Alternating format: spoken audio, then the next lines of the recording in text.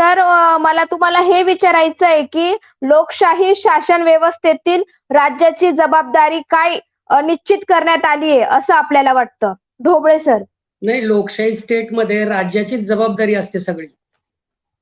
सगळ्या क्षेत्रामध्ये सगळ्या क्षेत्राचं सुपरविजन करणं, सगळ्या क्षेत्रांना बरोबर घेऊन चालणं, सगळ्या क्षेत्रांचा विकास करणं ही जबाबदारी स्टेटचीच असते. आपल्या राज्यघटनेमध्ये आर्टिकल 12 स्टेटसाठी आलेलं आहे. इंडियन स्टेटचं डेफिनेशन आर्टिकल 12 मध्ये आहे.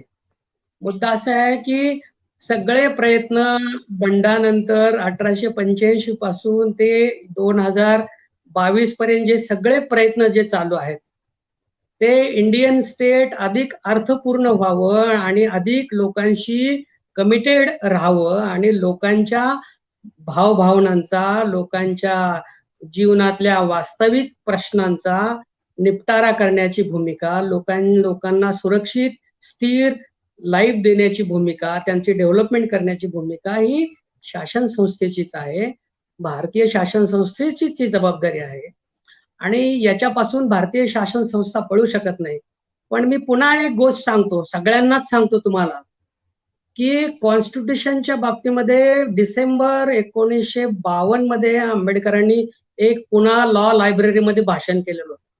बाबासाहेबांनी एक गोष्ट त्याच्यामध्ये सांगितली, ते असं म्हणाले, मला हे घटना कॉन्स्टिट्यूशन असे अत्यंत उतावीळ लोक देशामध्ये निर्माण झालेले आहेत.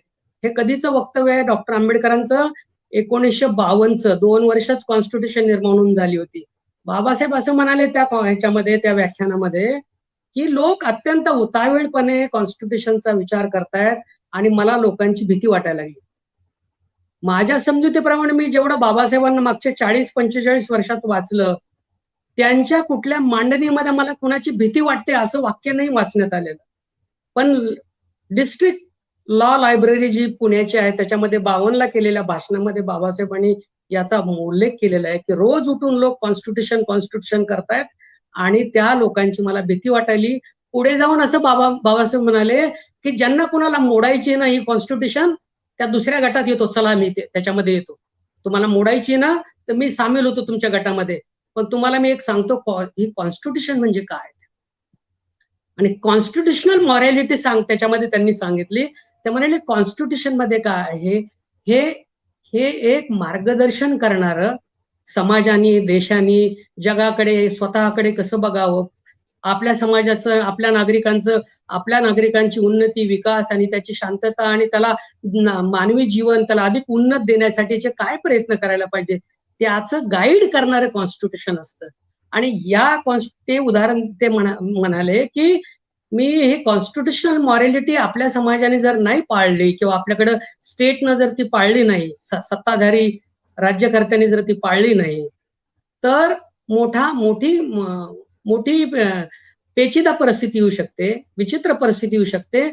आणि त्यासाठी ते उदाहरण देताना म्हणाले की अमेरिकन प्रेसिडेंट जे जॉर्ज वॉशिंग्टननं अमेरिकन स्वातंत्र्याचा लढा लढवल्यानंतर, अमेरिकेची कॉन्स्टिट्यूशन लिहिल्यानंतर अमेरिकन जनतेच्या आग्रहाने त्यांना प्रेसिडेंट करण्यात आलं आणि निर्विरोध त्यांना प्रेसिडेंट केल्यानंतर एक टर्म संपली. पुन्हा लोक त्यांच्याकडेच गेले, तुम्ही पुन्हा अमेरिकेचे प्रेसिडेंट व्हा म्हणून. ते म्हणाले आपण यासाठी वंशवादाला किंवा यासाठी राजेशाहीला विरोध नाही केलेला, पुन्हा एकच माणूस प्रेसिडेंट करायला. तर हे आपण लढलोच कशासाठी? तर त्यामुळे मी दुसऱ्यांदा प्रेसिडेंट होत नाही. पण लोकांनी प्रचंड गळ घातली आणि पुन्हा बिनविरोध त्यांना प्रेसिडेंट केलं.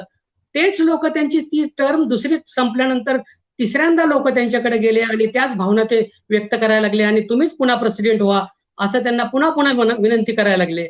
तर जॉर्ज वॉशिंग्टननं या लोकांना अशा हाकलून दिलं.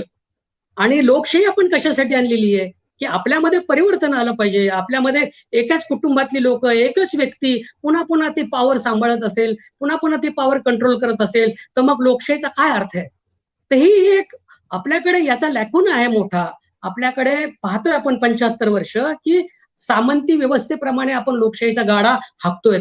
कॉन्स्टिट्यूशन, डेमोक्रेटिक इन्स्टिट्यूशन या चालवण्यासाठी एक लोकशाही माणूस लागेल, एक लोकशाही माइंड लागेल आणि आपण सामंती मानसिकतेप्रमाणे संबंध लोकशाहीच्या संस्था, लोकशाही गाडा आणि लोकशाहीच्या सगळ्या परंपरा चालवण्याचा प्रयत्न करतो. त्यामुळे समाजामध्ये प्रचंड अनरेस्ट आहे, समाजामध्ये प्रचंड यामुळे असंतोष निर्माण झालेला आहे. आणि म्हणून आपण सांगतोय की नाही, डेमोक्रेटिक इन्स्टिट्यूशन मधला जो कन्स्ट्रेंट आहे, डेमोक्रेटिक इन्स्टिट्यूशन मधला जर तणाव आहे, तिथे विसंगतीपूर्वक वर्तन होत असेल तर लोकांना न्याय मिळणार नाही, लोकांना त्यांच्या नागरी अधिकाराचं प्रत्यक्ष जीवनामध्ये दर्शन होणार नाही किंवा अनुभवता येणार नाही. म्हणून वेगवेगळ्या क्षेत्रातली जी काही परिस्थिती आहे, या परिस्थितीवरचा त्यातल्या प्रश्नांचा निपटारा जर करायचा असेल तर डेमोक्रेटिक इन्स्टिट्यूशन्स त्याच्या लेटर अँड स्पिरिट प्रमाणे चालल्या पाहिजेत. आणि त्या चालवण्यासाठी इंडियन स्टेटचे जे सत्ताधारी आहेत त्यांनी आपण घेतलेल्या घटनेच्या शपथेची भान ठेवलं पाहिजे. ते भान सुटताना आपण पुन्हा पुन्हा पाहतोय. आणि सत्ताधारी भारतातले सत्ताधारी तर आत्ताच्या सत्ताधाऱ्यांचं जगामध्ये कुठेही जरी आपण त्याची नीट जागतिक भाषेमध्ये मांडणी केली, नीट सांगितलं तर लोकांचा लोकशाहीवरचा विश्वास उडेल अशी परिस्थिती. आत्ताचं भारतातलं जर लोकशाही सरकारचं वर्तन जर जगाच्या वेशीवर टांगलं आणि प्रामाणिकपणे त्यांच्या भाषेमध्ये त्यांना जर सांगितलं की काय चाललेलं आहे तर जगातल्या लोकशाहीवादी लोकांचा लोकशाहीवरचा विश्वास उडून जाईल अशी भारतातली परिस्थिती आहे. आणि म्हणून मी सुरुवातीला म्हणालो की लोकशाही असो की संविधान असो, डेमोक्रेटिक इन्स्टिट्यूशन्स असो की वेगवेगळ्या क्षेत्रातला न्याय प्रस्थापित करायची बाब असो, लोकशक्तीशिवाय हे शक्य नाही. केवळ निवडणुका, केवळ रिक्रुटमेंट, केवळ पदाधिकारी यांच्या पोथडीमध्ये हे प्रश्न सुटणारे नाहीत. भारतीय समाजामध्ये नवजागरण पुन्हा आणावं लागेल 75 नंतर का होईना. तर इथल्या सस्टेनेबल डेव्हलपमेंटचा मुद्दा असू द्या किंवा न्यायपूर्ण विकासाचा मुद्दा असू द्या किंवा संपूर्ण नागरिकांच्या उन्नती आणि विकासाला अर्थ देण्याचा मुद्दा असू द्या, हे प्रश्न राज्यघटना आपोआप कुणीही इम्प्लिमेंट करणार नाही. आंबेडकर स्वतःच म्हणाले की यामध्ये जर आर्थिक सामाजिक त्याच्या घटना परिषदेतलं बाबासाहेबांचं शेवटचं भाषणामधले 2 अत्यंत क्वाईन झालेले शब्द आहेत, सगळ्या लोकांना ते पाठ आहेत जगभर. बाबासाहेब कॉन्स्टिट्यूशन देताना ते म्हणाले आम्ही पॉलिटिकल फ्रीडम सगळ्यांना इक्वॅलिटी देतो, पॉलिटिकल फ्रीडम आम्ही राजकीय लोकशाही देतो, पण इथं जर सामाजिक आणि आर्थिक राजकीय जर दिली गेली नाही तर लोक डिस्ट्रॉय करून टाकतील हे सगळं. तर बाबासाहेबांचं हे जे हा जो त्यांचा हे आहे संदेश म्हणा किंवा हे जे त्यांचं निरीक्षण आहे, हे त्यांचं ऑब्झर्वेशन जे आहे ते सगळ्या घटना आणि लोकशाहीचा विचार करणाऱ्या विचारवंतासाठी, अभ्यासकासाठी, राजकीय पक्ष संघटना आणि त्यांच्या संस्थांसाठी देखील ते मार्गदर्शक आहे. म्हणून आत्ताच्या अनुषंगाने हेच आपण पाहतोय की इंडियन स्टेटकडनं डेमोक्रेटिक स्टेट म्हणून सगळ्यात जास्त अपेक्षा बाबासाहेबांना होती. बाबासाहेबांनी पहिल्या घटना परिषदेतल्या पहिल्याच भाषणात ते असं म्हणाले, आपण जरी वेगवेगळ्या छावण्यांचे पुढारी असलो, आपल्या जरी वेगवेगळ्या संघटना आणि पक्ष असले, मी एका संघटनेचा आणि पक्षाचा प्रमुख राहिलेलो आहे आणि तुमचा आणि माझा टकराव राहिलेला आहे, तरी हा देश उभा करण्याचं, एकसंघ हा देश बांधण्याचं जे आपण त्या बांधण्यासाठी आपण बसलेलो आहोत, तर जगातली कुठलीही शक्ती हा देश उभा करण्यापासून आपल्याला परावृत्त करू शकत नाही. आणि हा देश आपण उभा करू आणि बांधू, हा जो कॉन्फिडन्स आहे बाबासाहेबांच्या त्या सगळ्या वक्तव्यामधला, मला असं वाटतं हा कॉन्फिडन्स या देशातल्या करोडो लोकांना नवा कॉन्फिडन्स देऊ शकतो. आणि म्हणून जर डेमोक्रेटिक इन्स्टिट्यूशन काम करत नसतील, या सगळ्या बाबासाहेब म्हणायचे पब्लिक सेक्टर हे विकासाची गुरुकिल्ली आहे. पब्लिक सेक्टरमुळे इथल्या मागास वर्गाला, बहुजन समाजाला, या सगळ्या 85% जाती समूहातल्या लोकांना कुठे ना कुठे प्रवेश थोडाफार मिळण्याची शक्यता निर्माण झाली होती. आताचं भारत सरकारचं धोरण जे आहे किंवा या सगळ्या पब्लिक सेक्टर, आताचे पीएम म्हणाले पब्लिक सेक्टर बॉर्न फॉर डाय, त्यांची आत्ताच्या निवडणुकीमधली घोषणा होती. सार्वजनिक क्षेत्र मरण्यासाठी जन्माला आलेला आहे. तर जगातला कुठलाही डेमोक्रेटिक कंट्रीचा वेलफेअर स्टेटचा पंतप्रधान या प्रकारचं वक्तव्य जाहीर करू शकत नाही. पण त्यांनी संघटितपणे ते केलं. सुदैवाने दुर्दैवाने ते निवडून आले आणि त्या सगळ्या ह्या प्रक्रियेमध्ये त्यांनी जोरामध्ये पब्लिक सेक्टर विकण्याचा किंवा डिस्ट्रॉय करण्याचा प्रयत्न केला. पब्लिक सेक्टर डिस्ट्रॉय करणं म्हणजे राज्यघटनेतला सामाजिक न्याय आणि सामाजिक संतुलित विकास डिस्ट्रॉय करण्यासारखं काम आहे. म्हणून या देशाला स्ट्रॉंग पब्लिक सेक्टर असण्याची गरज आहे. आणि संबंध काँग्रेस पार्टीच्या अधिवेशनामध्ये पब्लिक सेक्टरचा आग्रह सातत्याने धरलेला आहे. आणि घटना परिषदेमध्ये आणि बाबासाहेबांच्या संबंध स्टेट अँड मायनॉरिटी, त्या बाबासाहेबांचा वाचून वाचून बघा कुणीही कुठेही. तर या सगळ्या पब्लिक सेक्टरच्या भूमिका त्याच्यामध्ये आहेत.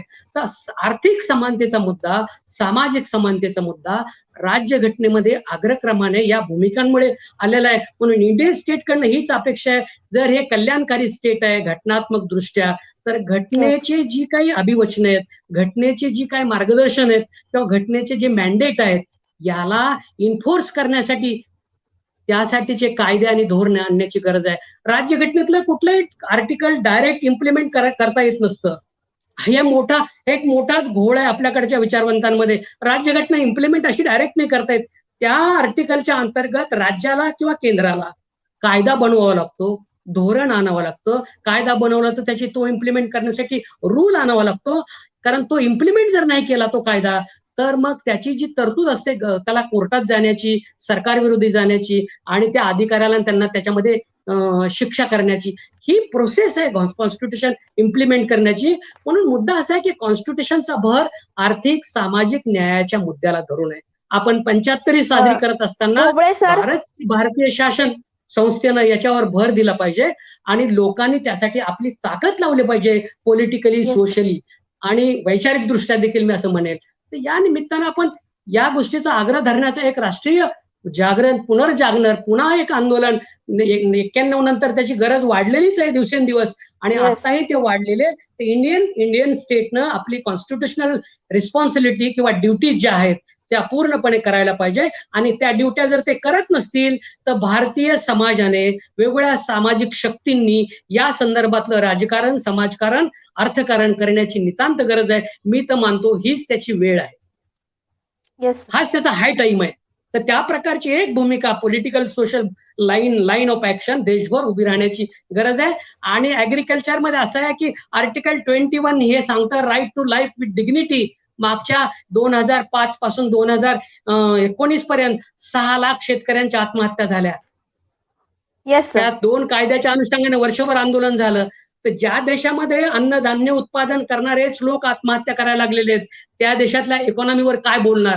त्या देशातल्या आर्थिक सामाजिक धोरणांवर काय बोलणार? म्हणून आता परिस्थिती अशी आहे की सरकारला ठिकाणावर आणायचं जर असेल तर जनशक्तीचा रेट्याशिवाय दुसरा मार्ग नाही. आणि त्यासाठीच जे आपली परंपरा आहे चांगल्या सामाजिक, राजकीय, वैचारिक लढ्याची, हीच परंपरा मला असं वाटतं लोकशाहीला देखील किंवा कॉन्स्टिट्यूशनला देखील समाजाच्या जीवनामध्ये प्रत्यक्ष आणू शकते. आणि म्हणून आपण त्याचा आग्रह धरण्यासाठी आपला वेळ खर्च केला पाहिजे आणि आपण श्रम केलं पाहिजे.